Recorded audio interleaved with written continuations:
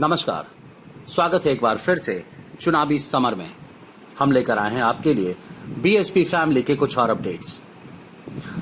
महाराष्ट्र में इन दिनों मचे राजनीतिक उथल पुथल के बीच ऐसा महसूस हो रहा है कि सत्ता का रिमोट अब शरद पवार के हाथों में आ गया है। जैसा कि हम जानते हैं कि शरद पवार की वजह से ही महाराष्ट्र में शिवसेना की सरकार बनी हुई है, वरना भाजपा ने तो अजित पवार को अपने झांसे में लेकर राज्य की सत्ता को हथिया ही लिया था।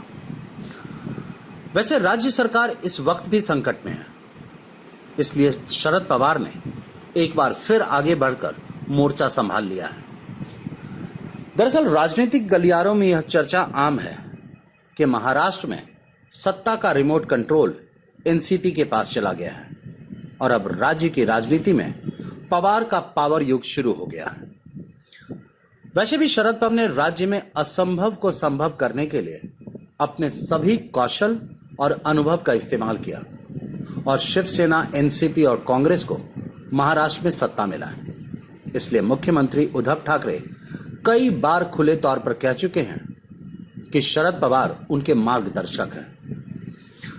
हालांकि पवार ने स्पष्ट कर दिया था कि सलाह मांगने पर ही वह सलाह देंगे, लेकिन वर्तमान समय में कोरोना ने राज्य में एक अभूतपूर्व स्थिति पैदा कर दी है और यह स्पष्ट हो गया है कि महाविकास अघाड़ी में सब कुछ ठीक नहीं है। इसलिए कहा जा रहा है कि शरद पवार एक बार फिर आगे आकर गठबंधन को नई दिशा दे रहे हैं। वैसे राजनीतिक पंडित अनुमान लगा रहे हैं कि राज्य में इस वक्त कांग्रेस और भाजपा की स्थिति सही नहीं है।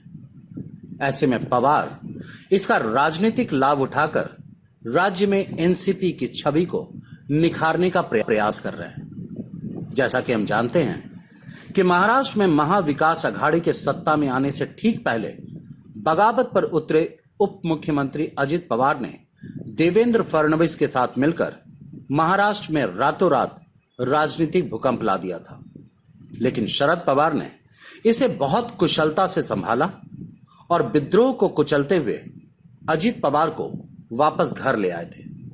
इसलिए शरद पवार अब कोई भी जोखिम लेने को तैयार नहीं है।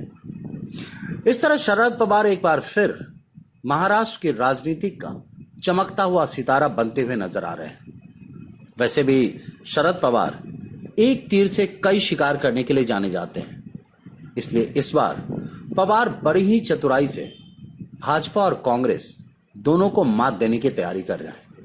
ऐसे में हम यह कह सकते हैं कि आने वाले समय में महाराष्ट्र में शिवसेना और एनसीपी का मजबूत गठबंधन नजर आ सकता है।